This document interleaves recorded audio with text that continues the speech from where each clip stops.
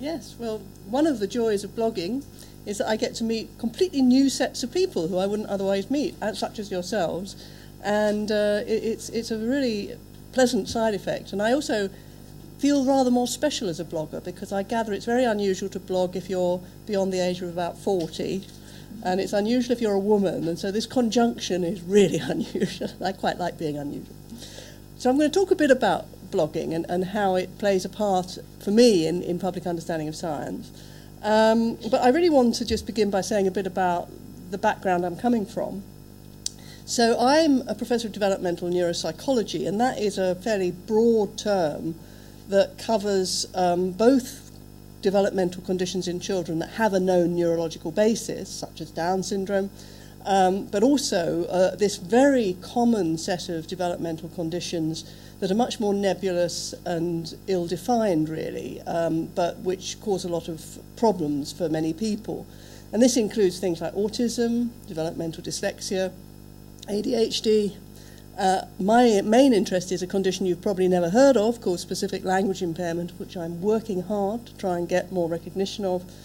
And these are all conditions that affect everyday life for parents and children, and they cause quite a lot of distress to families, because basically kids who have these conditions don't do well, and they're miserable, and everybody sort of feels very unhappy. And unfortunately, very often, although there's a lot of people out there trying very hard to do something about this, they're not terribly well served by current educational interventions, not because people aren't trying, but because, there is no magic bullet for most of these conditions. So and in this way, it's very parallel, I think, to a lot of medical conditions that are sort of where you can do something palliative or you can do something to make life a bit more bearable, but people get very fed up with this because what they really want is a cure. And of course, when you have that conjunction of things together, you have what I would call a fertile hunting ground for quacks. And if you want to find evidence of quacks, all you have to do is to type into Google words like autism or dyslexia, and they appear out of anywhere. And one of the things, of course, that the media is always very keen to flag up are cures for things. And this is something that invariably they cover very uncritically, and this is one of the big problems that we're all up against. So again, I think this sort of rather funny, arcane area of psychology has a lot of the problems that you find in mainstream medicine as well. So this is a sort of instance of what I would call uncritical coverage. So this was in 2007, BBC News, ex-rugby stars dyslexia cured. They put inverted commas around the cure because they obviously don't want to quite commit to it. But nevertheless, it's, sort of then saying, controversial treatment which includes exercises with beanbags has cured his dyslexia, blah, blah, blah, blah. And I have to say, I first sort of found out about this particular treatment one morning when I came down, and as I do, I'm making my morning tea, I turned on Radio 4, and there was an interview with the guy who developed this cure. And it was, like the first item on the Today programme, BBC News. It was clearly a quiet day. And there was such an outburst of expletives from me, you would not believe, sort of wandering around the kitchen, swearing like mad, because the evidence for this, of course, is not very good. The method that is being proposed was known as the Dore method after its founder, Winfried Dore, who is a well-intentioned man with no background in neuroscience, but he has got a very good background in commerce. He actually used to sell fireproof paint. And he had a dyslexic daughter, and like people with dyslexic children, his daughter was very distressed, and he wanted to do something. And he was a millionaire, so he could travel the world looking for cures. And he found this guy in America who reckoned that you could really do an awful lot by training up the cerebellum at the back of the brain. And so there was this individualized program of exercises that were developed. The guy in America subsequently tried to sue him for stealing his ideas because they fell out, but he came back to the UK and set up these franchises to run this particular program involving doing these sort of exercises. And it was very much promoted as a drug-free treatment. And one of the things I love about it is it's described as dyslexia, the miracle cure. And if you can see down there, it says also covers ADHD. one of my red flags, which I'll come to later on, is that these cures always treat many different things. It's a sign of a dodgy treatment. So what's the logic behind this? I haven't got the slide with the logic because it's not very logical. I have got a whole talk on it, but basically the idea was that the cerebellum is important for learning, and that if you trained it with motor exercises, hand-eye coordination, balance, and so on, it would improve your ability to learn to read, as well as other sorts of learning that you were directly training.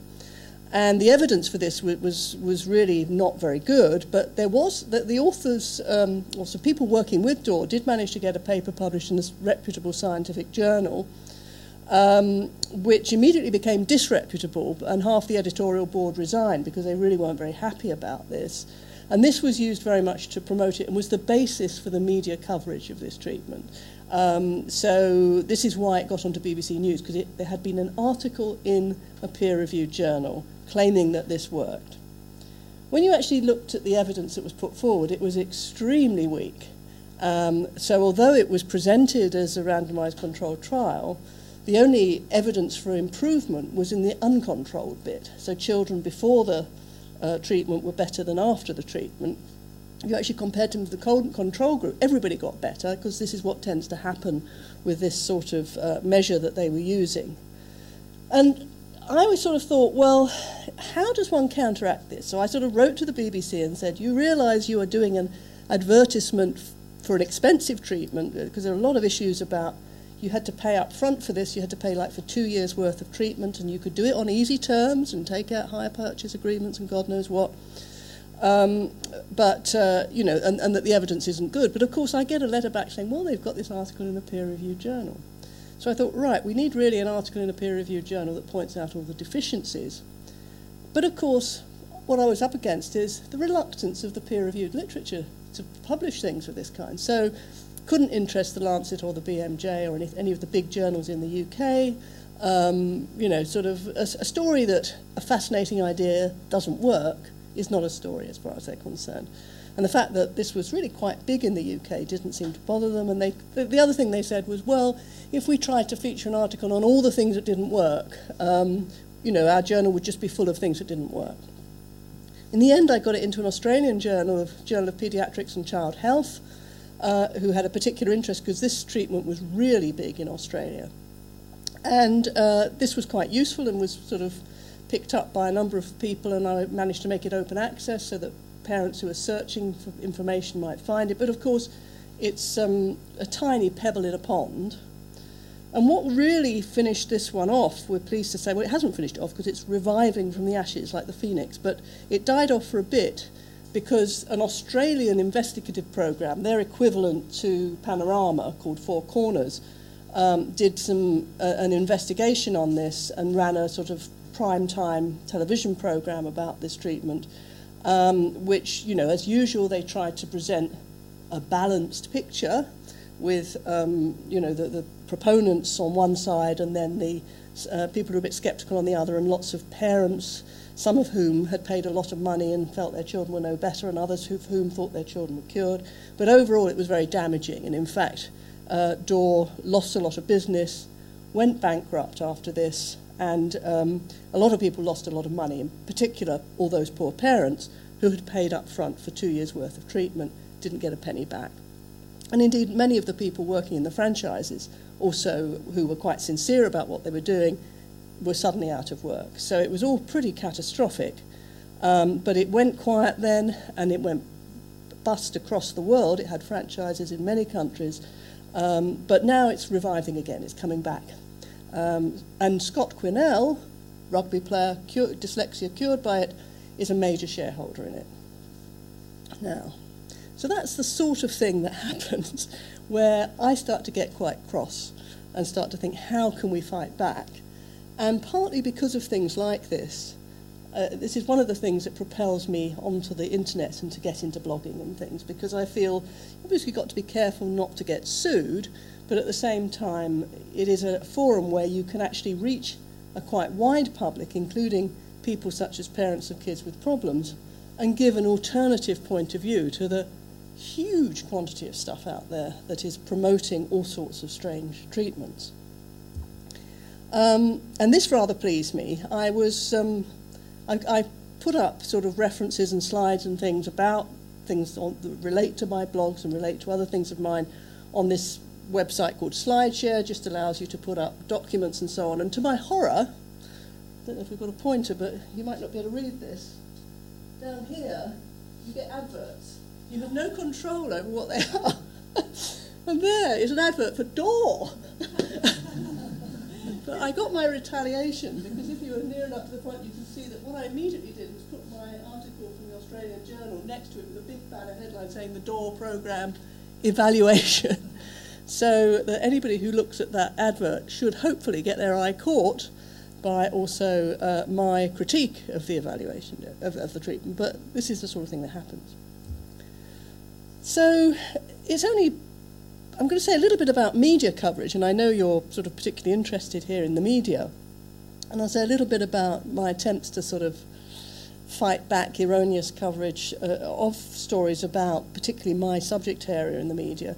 And then say a little bit more about other ways the social media, I think, can be employed to deal with this. But this is another example that really got me into blogging. So this is an article that appeared in the American Journal of Clinical Nutrition with a very long and complicated title, but it's basically saying that something called DHA, an essential fatty acid supplementation, increases prefrontal cortex activation during sustained attention in healthy boys, a placebo-controlled dose-ranging functional magnetic resonance imaging study by an American team. This was reported in the media, in the Observer, as fish oil helps school children to concentrate. Subhead, US academics discover high doses of omega-3 fish oil combat hyperactivity and attention deficit disorder. And they went on saying, you know, children can learn better at school by taking this fish oil, boost their concentration, and then the little subhead, a little bit more of the story, boys who were given doses once or twice a day of this DHA, an essential fatty acid, showed big improvements in their performance during tasks involving attention. Well, this was a fiction. Everything here shown in red is wrong. So it wasn't fish oil. It didn't help school children to concentrate. It changed something in the brain scanner. No behavioural measures changed, although they had some. It wasn't high doses of omega-3 fish oil. No children with hyperactivity or attention deficit disorder were in the study. This was a study on typically developing children, etc. I mean, it just, you know, again, a lot of expletives. I walked around the kitchen. And I sort of thought, what can one do? You know, you can write to the newspaper and protest and say this is all very wrong. But is there anything that you can do that really might be more effective than that? And I decided, what to do. I decided to sort of get blogging. So this is my blog. You'll see other bits about it. And you can't quite see that corner there. But I decided that rather than protest, mockery might be one way of dealing with it. And so I set up the Orwellian Prize for Journalistic Misrepresentation. And this is, in fact, somebody then wrote to me and said, you do realise there's an Orwell Prize. They might get very upset. I don't think they're going to notice me. But it was quite intentional to have an Orwellian Prize instead of the Orwell Prize. And I said, well, I'm going to offer a prize for the most inaccurate report. And I had a quite precise scoring system, because you actually had to compare what was in the newspaper with what was in the original article. And I gave 2 points for things in the headline, or 3 points, I think, in the headline, 2 points in the subhead, 1 point in the main text, and you could add up points. And this article earned about 16 points, something fantastic. And I wasn't really necessarily seriously thinking I'd get lots of submissions, and I didn't.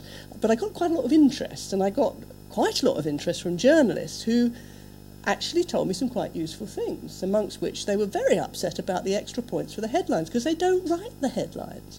I didn't know that.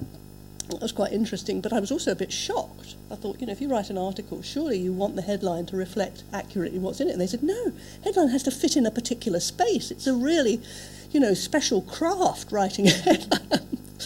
So I did open up some debate with journalists, some of whom thought that I was treating everyone very unfairly, but others of whom agreed, and I got quite an interesting debate going, so that was good.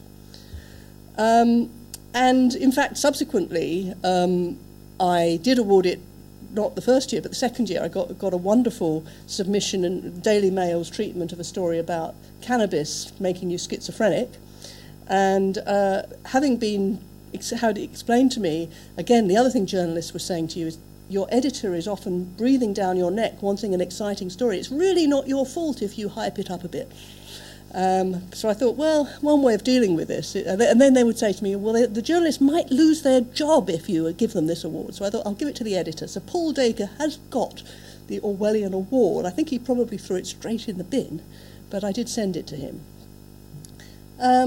But one of the things I started to notice when I was looking at articles like this is that in my field, there are some things that are habitual things that come out time and time again that people get wrong. And there's two in particular that I wanted to focus on in blogs. The need for a control group, which anybody who knows anything about interventions, obviously, you know, it's sort of like intervention 101, that if you're trying to see if an intervention's worked, you need to have a control group. But the general public don't know that, and many journalists either don't know or don't care. And in the field of developmental disorders, it's particularly important. So I wrote a little piece about, I mean, this was again rather tongue-in-cheek. I called it 3 ways to improve cognitive test scores without intervention, to make the point that there's all sorts of reasons why somebody might look as if they've improved, which have nothing to do with your intervention. And I'm pleased to say this has been quite popular. And one of them, of course, is maturation, so that children's feet get bigger over time, and you need bigger shoes and socks.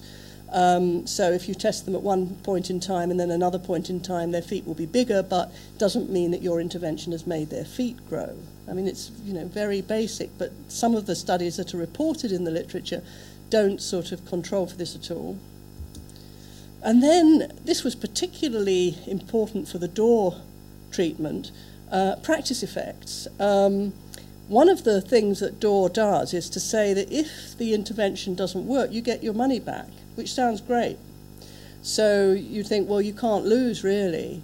But what does it mean by work? When you read the small print, it means that on the tests that he has particularly selected to measure your cerebellar function, you don't improve. And these tests include tests of balance. Now, tests of balance are notoriously unstable. But, I mean, what I found was I got one of these Wii Fit Pluses in a vain attempt to improve my fitness. And you sort of stand on a wobble board thing, or sort of balance board, and then it says stand on one leg and then count backwards, you know, and then it gives you a brain age. And the first time I ever did this, my brain age was about 84. And then, you know, I sort of came back the next day and it had gone down to 64. And you know, you think 20 years in one day. And of course, it's purely that you get used to how do you wobble around and you see improvements. And if you really scour the literature, as I started to do, this is well documented as a practice effect in clinical trials which use this sort of apparatus. So nobody who goes through the Dore treatment tends to fail to improve on balance, and the other thing he looks at is eye-hand coordination. These are tasks where you get big practice effects, and they're not taken into account. And then the other thing that I think is much harder to explain to people, but is important for many of these studies, and was very important in terms of some of the studies that Dore and his colleagues were trying to report in journals, is regression to the mean. So you select somebody who has an extreme score at time 1, they'll on average have a less extreme score at time 2. And Campbell and Kenny have written a definitive book on this and said it's as inevitable as death and taxes that this will happen. But it's not well understood. I tried to find a way of explaining it to audiences that are not familiar with statistics, and the best way I could think was to say, suppose you have a very, very unreliable test where your result on 2 occasions is really likely to be completely different because it's affected by all sorts of things like the time of day and the temperature of the room. And this is a distribution of, completely fictitious distribution of scores just generated by simulation at time 1. At time 2, there's virtually no relationship between time 1 and time 2, so people's time 2 scores are all over the place. just a very weak relationship. Well, what you're doing in a lot of studies is picking people who've got low scores at time 1. That's why they're in the study. So they might be poor readers. And then you're looking at what are they doing at time 2. Well, if you've got a very unreliable measure like this, the odds are that at time 2 your score's going to be up there close to the mean. It's nothing to do, everybody's scores are still showing exactly the same distribution overall, but it's just the odds of the average score of this selected group are going to go up at time 2. If you have a much more reliable measure which stays the same from time 1 to time 2, all of this is with no intervention, you assumed, then you don't get so much regression, but you still get a bit. So people selected for bad scores at time 1, at time 2, they'll have slightly better scores. And it's completely dependent on how reliable your measure is, how far, if you test and retest somebody, you're likely to get the same score in the absence of any other effects like maturation or intervention. And a lot of psychological tests are quite reliable. Psychologists are quite good at devising psychometric tests, and this is one of the things you'd look at for try and get a reliability of about 0.8 at least. But a lot of the tests that people use in these sort of experimental interventions are not, and a lot of the change that you can see, therefore, can just be due to regression to the mean, and it's often just not reported what the reliability is. Right, so that's one sort of very basic thing I've been banging on about on the internet. The other thing is that if a bit of research, if the media can't make a story about curing you, they want to make a story about detecting people with problems, sort of screening, identification, diagnosis. They're never sort of happy with a bit of blue skies research, so they always try and turn it into something of that kind. And what they invariably don't recognise is the importance of base rates, which I'll explain what I mean. So this was one, again, that got me swearing. My swearing has gone up since I started doing this stuff. But autism detected in voice of children. You think, oh, golly, right. So there's a study that says you just have to record children's voices, analyse them in this fancy machine, and you can tell whether they've got autism or not. And this caused a lot of excitement, and it was published in, I think, PNAS, a very reputable journal. And so I wrote a thing about explaining what was wrong with this, because here it's not just the public and the journalists that don't understand it, it's often the researchers themselves. A lot of people who do research in this area are not people who come up with a background in epidemiology. They're people who want to sort of show that Group A and Group B differ on something, and that's, you know, theoretically of interest. It is extremely interesting if there's something about the vocal activity in autism that is different from in control children. The problem is that more often than not, these differences are not anything like big enough to be useful for screening. And the sort of result you get, which was trumpeted here in the media, is shown here, and it looks wonderful. So they had actual diagnosis, and then they did the diagnosis from the vocal analysis, and they had 106 children without autism, 77 children with autism, so not quite 50-50, but approaching that. And as you can see, most children are on that diagonal, meaning that they got the correct classification from this vocal analysis. The problem is this is not the situation you are confronted with if you're screening or diagnosing children. If you were just trying to screen from the general population, you'd only have about 1% of the children that you were looking at who actually were autistic, and that's a high estimate. And if that were the case, you can just say, well, let's simulate the situation by multiplying these numbers and making it a lot more typical children. What you immediately see is that it really wouldn't be very helpful, because you'd have, out of your typical children, you'd still have the same percentage picked up by the analysis, but there'd be 152 of them because they're just a lot more numerous.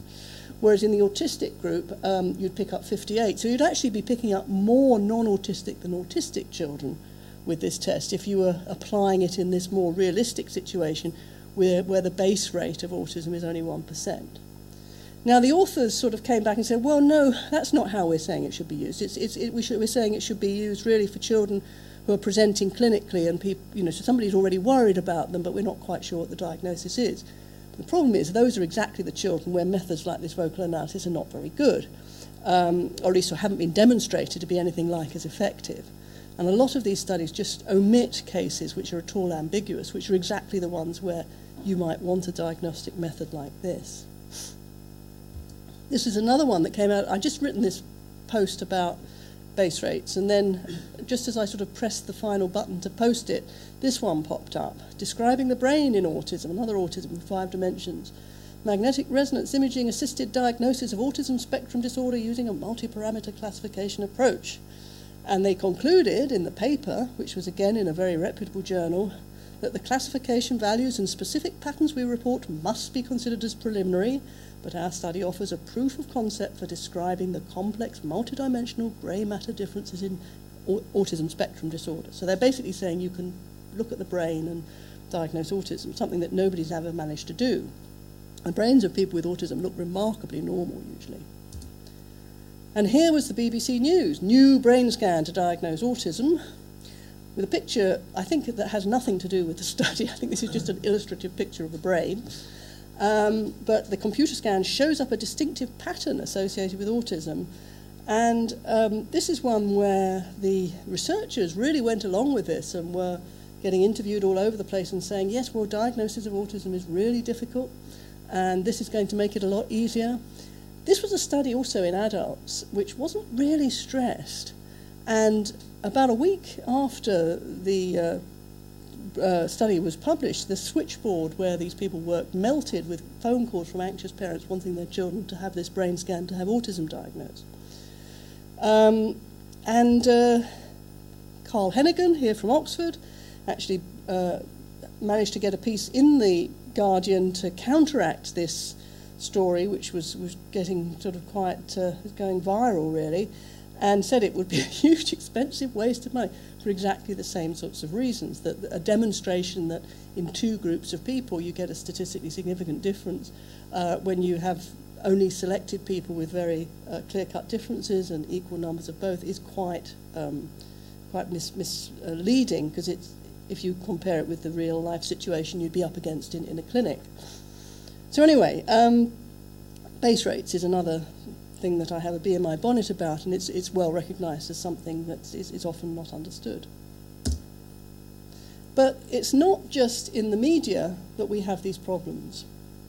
And this is the real difficulty that worries me, is the extent to which, as I said at the outset, if you go onto the web, you find dodgy treatments.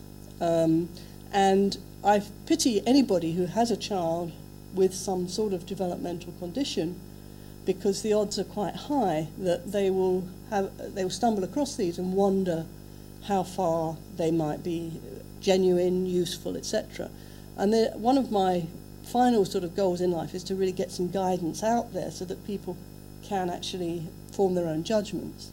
Of course, there's a lot of people out there who don't care and would be quite cheerful to try something even if it hasn't got firm proof behind it, just as there are lots of people who are very happy to try acupuncture and homeopathy and things like that. But my concern is that a lot of people are misled into thinking that things are effective when they're not. I'll just give you some examples. This could go on all night if I just kept trawling the web. Some of these it's easier to spot that they're dodgy than others. This one, I think, the pictures are a bit of a giveaway, aren't they? This is treatment for dyslexia by vibrational kinesiology. And it's the knowledge and the body's energy systems. Comprise energy fields governing the basic structure of the body's energy supplies, etc., etc. And it's a synthesis of 26 years of study by Cameron Dawson, who, of course, has no presence in Index Medicus or anywhere else. This one you might find more tempting. Dyslexia Treatment Centre. Dramatic improvements, reading up 52%, writing up 36%, spelling up over 300%, my goodness.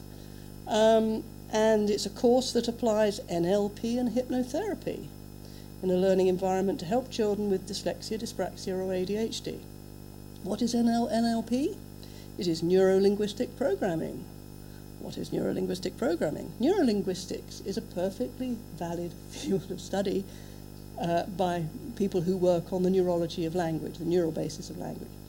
Neuro-linguistic programming has nothing to do with any of that, and is really a sort of branch off from hypnotherapy and other things. And there have been reviews of its effectiveness. There have been very, very few studies, but it really is not at all validated in any sort of serious scientific way, but it's very widely advertised and it sounds very scientific. And this is the thing with a lot of these things. They sound scientific and brain-based. This one, the Sunrise program specifically for autism. Again, very hard to know, is this good, is it bad? It's quite widespread in the UK. I find if I advertise for people to come and work with me and want a sort of graduate research assistant, many of them have worked as helpers on this sort of program. It's one-on-one treatment with children with autism, and it talks about dramatic improvements and so on. And then you get, this is just one more, but again, brain training, a simple but powerful way, blah, blah, blah. Learning RX, train the brain, get smarter, guaranteed. And then lists quite a lot of research, which is described as being behind the programs. So how do you sort of evaluate things like this? How do I evaluate them? What would I recommend? I had a go on the blog. This one I just sort of tried to list what I called red flags. So I gave people a sort of list of things to look at if you've got an intervention like this. And the more red flags, the more worried you should be. It's very hard actually to find something that has no red flags. And it's, you may not sort of worry perhaps if it's got one or two, but if it's got lots, which many of them have, you're in trouble. And the sorts of things, I won't go through them all because it's tedious, and you can look at the blog if you're interested, but things that you should ask yourself is who is behind the treatment and what are their credentials? Do they have any sort of presence at an academic institution, for example? Is there a credible scientific basis to the treatment? Quite hard to judge if you're a member of the public, but you can ask people in universities and so on, does this seem sensible? Who's it recommended for? And this is where I say, I would say a red flag is a treatment that's recommended for an awful lot of different disorders, which is often the case with these things. There's virtually no condition it's not supposed to help. Then you can be pretty certain that it's unlikely to be any good, because it's, most conditions have different origins, so you wouldn't expect the same treatment to work for all. Any evidence from controlled trials that the intervention's effective? This is the one that's almost never met. There's very, very few controlled trials in the more educational aspects of neurodevelopmental disorders. There are beginning to be some, and there are certainly some trials of more general sort of things like reading interventions being done in the UK, but it's still very much a minority. What's the attitude of those who are promoting the intervention to more conventional approaches? I think it's a definite red flag if they're sort of advising people against what the status quo is, and that's rather akin to the people in alternative medicine sort of saying, don't get any treatment for your cancer with chemotherapy because it's bad for you. Come to us and we'll give you nice herbs rather than nasty drugs. And there's a sort of parallel sort of set of arguments that's used with some of these people. They will say that those with conventional approaches are either doing something terribly wrong, or that they're only in it for the money, which is a bit of a joke, really, since there is no money in it. And then the costs. Does somebody? Do you know? Is it easy to find out how much this is going to cost you? Are the costs transparent and reasonable? A lot of these dodgy treatments have websites where they won't tell you anything about how much this is going to cost you. You have to phone up, and then of course you get the hard sell, or you get the sort of easy terms offered. So I'm hoping that by sort of putting some stuff like this out there, this might help. I've no evidence as yet that it does. I have made some people very cross with this, which is always very very cheering. Finally, one of the other things that these dodgy treatments have made me aware of, though, is that the more sophisticated ones use a technique that is really hard to deal with. Because I've said, look for evidence, look for research evidence. Some of these people will put up a lot of research evidence on the web. But it's all what I call Cherry Garcia, which is cherry ice cream with cherries and fudge. So, cherry picking bits of data that look good, fudging those that don't look good. And so what you end up with is what looks like a detailed scholarly review that supports the intervention.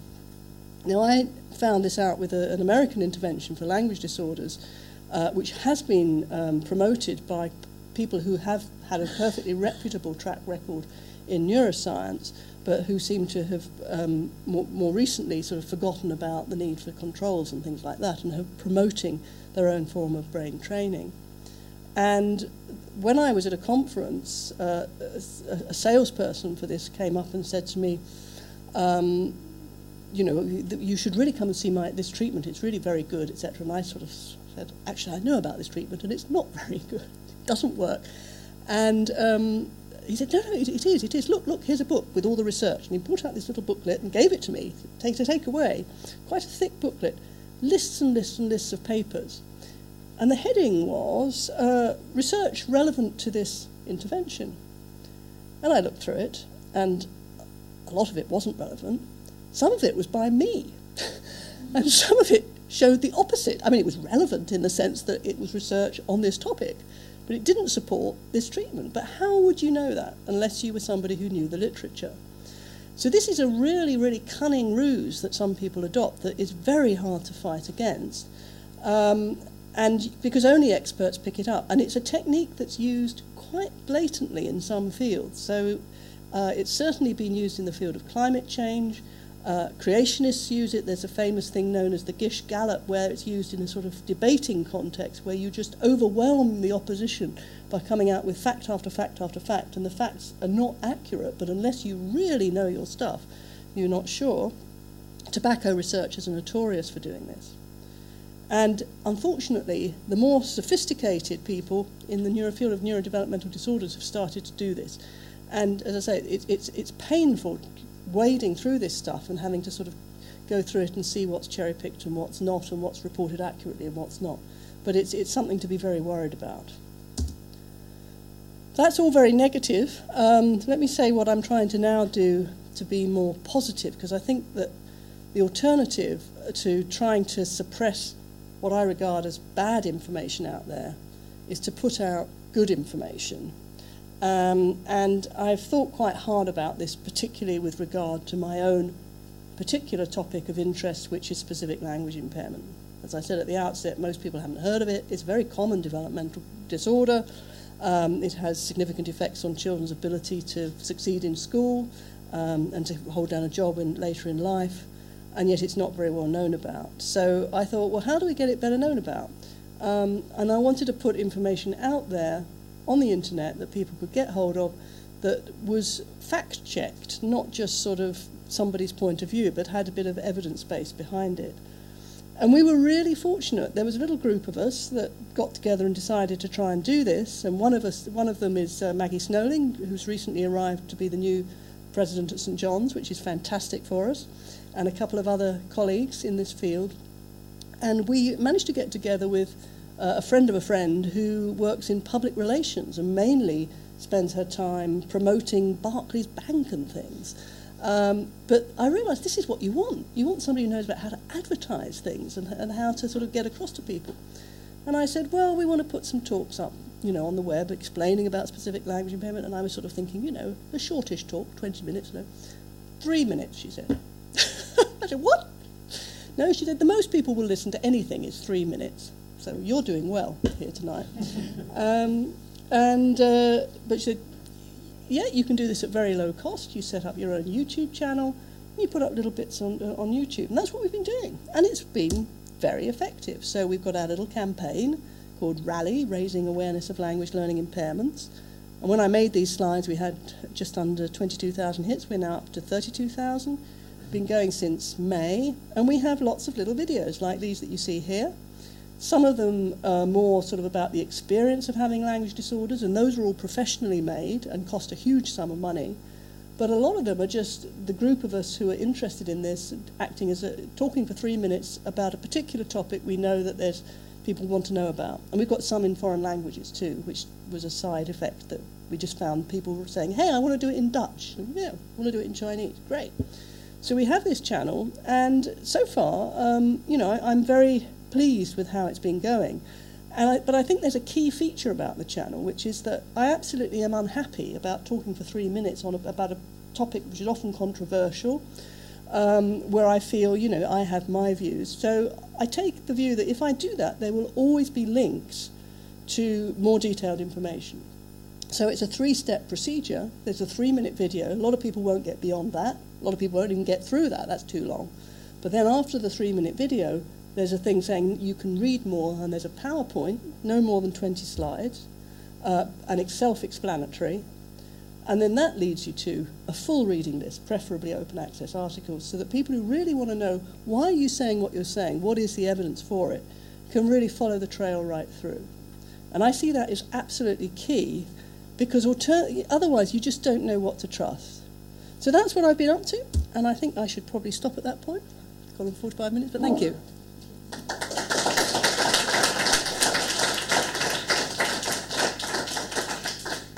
Dorothy, that's fantastic, thank you. I'm sure there are people who have questions or comments, because you've touched upon so many things that I know people here are interested in. So, questions or comments you'd like to start? Yeah. Thank you. Can I ask you, how you said one of the first things you wanted to draw people's attention was the importance of having control? Yes. I just wonder if you or indeed anyone else in the room have had the same experience as me. If you go into either the Welcome Centre or the Science Museum and try and find an exhibit which tells you about the importance of having control groups. Up till now, and I've been trying this over a number of years, I've failed completely. Really? Yeah. I haven't noticed that, but I'm not entirely surprised. That's worrying. Because it is so obvious to anybody that's sort of grown up learning about this stuff right from the outset that this is what you need. And particularly in this field, I try to do a little intervention study, and you get terribly excited because the kids are getting better until you look at the control group, who are also getting better. Everybody's getting better. And people just don't realise that. They so want to attribute the change to what they've done. But it's really, I think, incredibly important. The other thing, though, that I run up against, and that I suspect you will be all more familiar than me, is, of course, the people that say it's unethical to have a control group because you're denying children this treatment. And you say, well, you don't know if it works or not. That's why you're doing this study. You might be subjecting them to a very boring process of all this intervention, totally unnecessarily, and they never see it that way. So that's another big problem, particularly with this sort of stuff with kids. Okay, here first, then over to you, Mr. Second. Yeah. Wonderful. I have a bunch of questions. I'll start with one that follows on Ian's, which is the psychology literature on heuristics and judgments, yes, the economy, and so on, which says that people's normative thinking processes is nowhere near a knowledge of the normal distribution, base rates, and so on. If you give the average population, a set of questions, they will be completely wrong. Yes. In the statistics course. So it's an uphill battle in terms of that basic cognition. So at what point do you get the intervention? Is it in public communication? Is it in education? It's a big wall. Yeah, it is, and I think that's perhaps one reason why it seems so intuitively obvious to me, because I sort of grew up learning about that sort of stuff, and as a psychologist I was sort of immersed in how you can mislead yourself and how easy it is, and so I tend to just assume that my instinctive judgment of things are likely to be wrong, and most people don't, but I don't know. I think just by repeated examples, the book that came out I think last year, The Invisible Gorilla, did a very good job in explaining a lot of these issues, and they have got this very nice they've got a lot of different things about that's Chabry. Somebody remember his first name, Chris Chabry. Anyway, but they have on the web some demonstrations that really take you back, and particularly the one about the invisible gorilla, which if you don't know it, I won't spoil it for you by telling you it, but it's worth looking up. There's another very good one called Mistakes Were Made But Not By Me, which is, yeah. So, I think you can get people perhaps to read these things and think about them. But I think there is, I've become very interested in the huge individual differences in people in their willingness to think this way. because I have some very good friends I went to university with who went through the same Oxford degree course as I did. I did experimental psychology here. And I sort of thought, this is great, because it just resonated with how I like to think about things, very logical.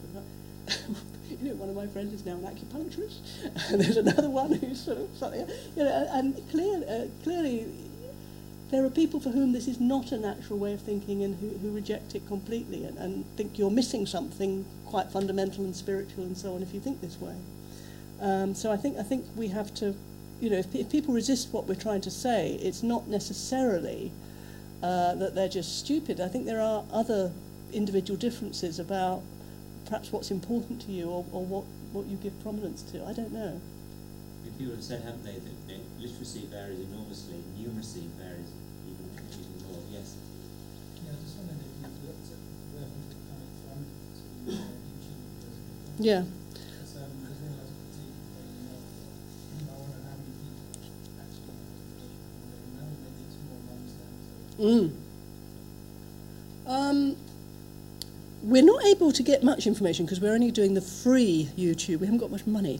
And that tells you where they come from in the sense of what nationality they come from.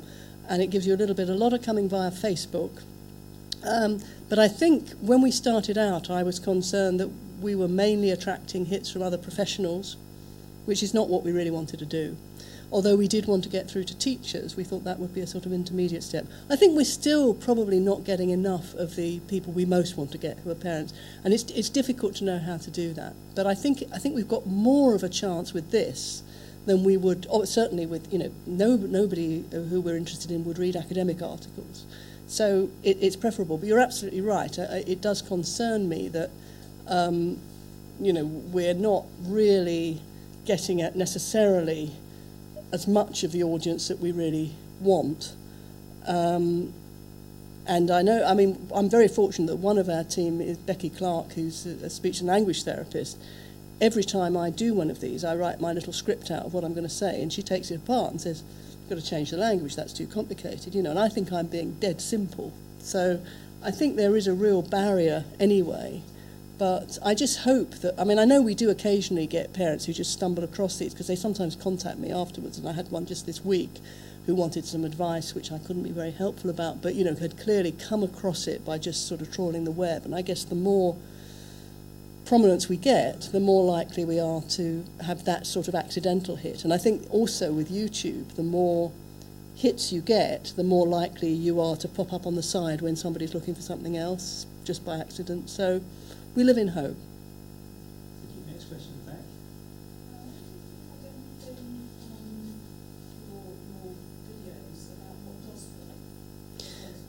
Not yet. Yeah. Yeah. Yes. Yes. Yes. Yes. Yes. In fact, the videos that we've done so far haven't focused on what doesn't work. And in fact, we'd have to be quite careful again because we might get sued. But we've mainly focused on just giving very basic information about how common it is, how is it diagnosed, and trying to define some of the terminology that people hear and some of the confusion about, what is the difference between autism and language impairment? Is there a difference? So we're mainly giving that sort of very basic information, as well as having, as I say, some families. So far as we're saying what works, we have got some of the kids themselves in adolescence saying what they found helpful, which is of course much more anecdotal, but is at least positive. And we are planning to make some short videos more dealing with the sort of interventions that we know are more effective. So we will go down that. But I think we're probably not here going to focus so much on, attacking the negative. I think my blog is a better place to do that. Whereas on this, it's more a case of just trying to give people accurate, evidence-based information. Yes. Very fascinating about the done. And building on that last point, I think it would be very interesting to work between that and the blog, which effectively tries to provide a simple, standardized structure for being able to look at a particular, either good or bad, approach. Because by giving people a way to, here is the 4 steps that you should go through with sort of some simple concepts that people can build on. But they need both positive and negative examples to help people get over that, the literacy of being able to do, the ordinary person's guide to piecing together the stuff. The problem is, why should the ordinary person believe me rather than somebody else who's sort of offering them a lot more hope and... Well, I think there's the part which is designing that approach and those templates is a place to start. The reason why I think you build the referent power to get people to want to look at those would be by having obviously multiple people effectively assigning their referent power to agreeing with, in the same way as a variety of internet-based polling type things. If we've got lots of doctors who are saying, yes, I in principle agree with the way this has been structured, both for this and for this and for this and for this, then that starts to be not an individual thing. Yeah. But I think it's that literacy thing of giving people a simple way to get started. Yes. A comment and a question. One of the things you may point people to already for understanding about the importance of control groups is something, and I am not the author, so I can recommend it, is testing treatments in Chalmers and others. Yes, yes. And I think Amanda and others are pushing that onto the web. Yes. And that is designed to be read by patients and specialists, and I found it really useful for that reason. I think I have cited it on the blog. I've certainly cited it in a recent article that I found it very helpful. That's the kind of thing the general public might find a good entree into why it matters. Yes, yes, yes, yes. And then my question was going to be, how does Wikipedia deal with this area? You can make it deal with it well if you're vigilant. So I was appalled when I looked at the entry for a couple of conditions I'm very interested in. I just rewrote them, but then of course you come back a week later and somebody else has put in all the rubbish again. So, but it's not, I mean, they do have, if there's too much toing and froing, they do start to sort of adjudicate and so on. So I think you can sort of hold a bit of a line with Wikipedia. But I mean, the problem is it's completely open to anybody to do anything. But whoever is keeping an eye on it is more impressed if you are putting stuff up there which is supported by reliable sources. So I did completely rewrite the... In fact, I completely rewrote... There was one for something called auditory processing disorder, which is a very peculiar category, which Martin knows all about. And then I got a sort of message from Wikipedia saying that, this was vandalism to completely rewrite something by their standards. And I thought I was just getting it right. But, of course, they have no way of knowing if somebody completely ditches something that's been there before. It was actually easier to rewrite it than to try and correct what was already there. But it has... I did have a good go at it, and I just also told colleagues who knew about this area, good, people with a sort of good academic credentials, that I had done it. And I think it's perhaps the thing to do is to ask one's colleagues to keep an eye on it. But I think a lot of people are functionally illiterate with doing Wikipedia. I mean, it's not difficult, but people are just sort of put off by the HTML and all the rest of it. So it is possible for it to sort of stray into the bad areas.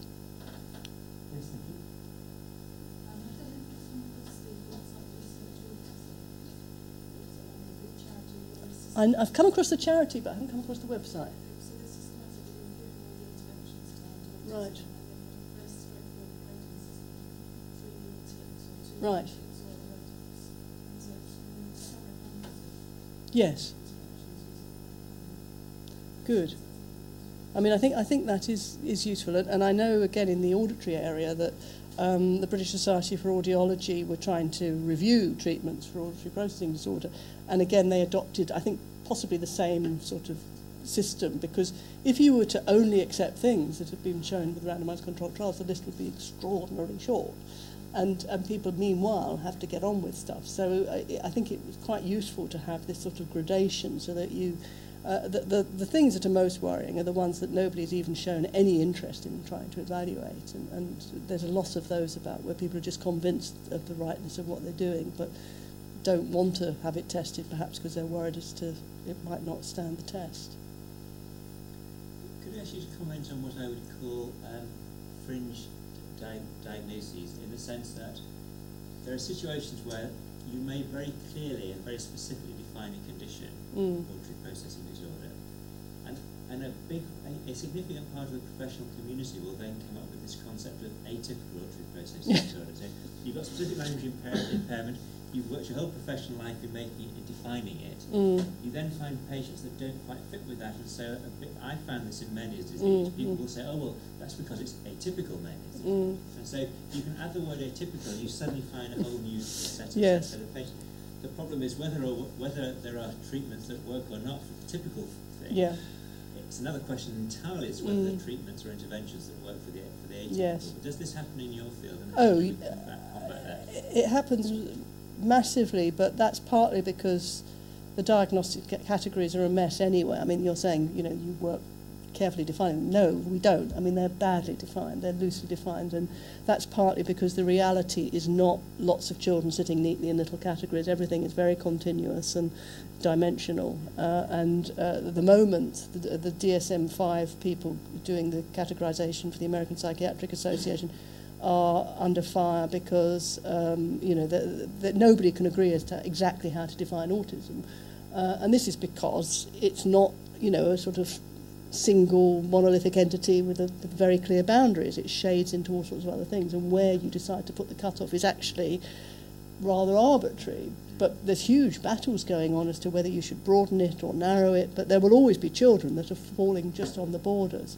So these diagnostic categories that we work with are really, they're needed in practice to just sort of get basic statistics on the number of kids that need help, but they're not very clean, and they also massively overlap with one another. So it's a messy area which doesn't help with any of this.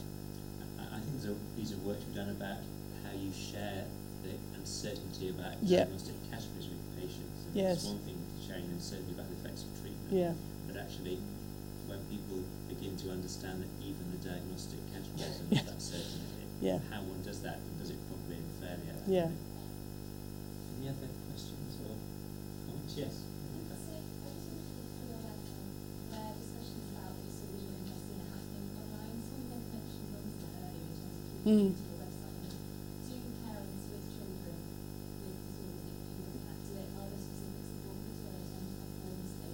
They do tend to have forums on Mumsnet, yes, and there are also, in addition, some sort of Facebook groups and so on.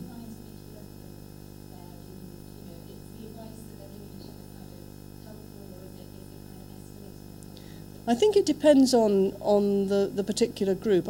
Very often they are helpful, I think, and people share experiences. But in some areas where there's massive controversy, so anything to do with autism, you'll always bring out a lot of people who think it's all to do with vaccination, and they just will, get involved in any of those groups and start going on about the evils of vaccination, and so it's very difficult to actually write anything on the web without getting an anti-vax person coming in and commenting on it, because they are quite organised and they are very, very determined and absolutely sure that they're right and that this is a pernicious thing being visited upon our children. So I would say in that area, it is harder, but there are other conditions. I mean, the other thing I'm interested in at the moment is children who have an extra sex chromosome.